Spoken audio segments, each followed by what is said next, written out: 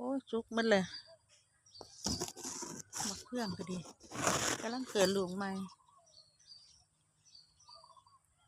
กำลังเกิดลูกใหม่หน่อยหน่อยลูกเล็ก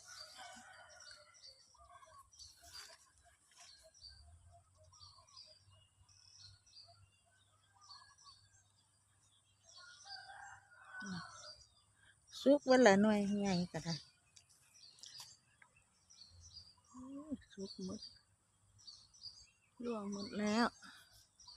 มะเฟือง